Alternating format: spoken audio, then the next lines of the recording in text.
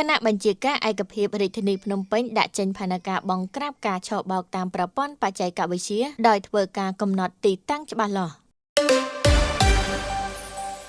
ភ្នំពេញលោកខុងស្រេងអភិបាលរាជធានីភ្នំពេញនិងជាប្រធានគណៈបញ្ជាការឯកភាពរាជធានីភ្នំពេញបានដាក់ចេញជាផែនការដែលមានទ្រង់ទ្រាយធំមួយក្នុងការបង្ក្រាបការឆបោកតាមប្រព័ន្ធ online scam ដោយកំណត់លើទីតាំងច្បាស់លាស់ហើយផ្ដើមត្រួតពិនិត្យលើទីតាំងនោះនិងតាមទីតាំងរស់នៅប្រមូលផ្ដុំដែលមានការសង្ស័យទាំងតូចទាំងធំដើម្បីឈានទៅដល់ការបង្ក្រាបជាក់ស្ដែងបើមានបទល្មើស online scam ការដាក់ចេញផែនការបង្ក្រាបខាងលើនេះបានធ្វើឡើងនៅរសៀលថ្ងៃទី12ខែមករាឆ្នាំ2026នេះក្នុងការប្រជុំជាមួយកម្លាំងមានសមត្ថកិច្ចទាំងពីរប្រភេទនិងអាជ្ញាធរខណ្ឌទាំង14និងមន្ទីរពាក់ព័ន្ធមួយចំនួននៅសាលារាជធានីភ្នំពេញលោកខុងស្រេងបានលើកឡើងថាការប្រយុទ្ធប្រឆាំងជាមួយនឹងការឆបោកតាមប្រព័ន្ធបច្ចេកវិទ្យា online scam វាជារឿងសំខាន់ដែលរាជរដ្ឋាភិបាលបាននឹងកំពុងយកចិត្តទុកដាក់ហើយការងារនេះកងកម្លាំងសមត្ថកិច្ចរបស់យើងរួមសហការជាមួយនឹងគណៈបញ្ជាការឯកភាពរដ្ឋបាលខណ្ឌទាំង14បានបំពេញការងាររបស់ខ្លួនបានយ៉ាងល្អប្រសើរហើយកន្លងមករហូតបានបង្ក្រាបជាបន្តបន្ទាប់ទាំង online scam និងការចាប់ជំរិតជាដើម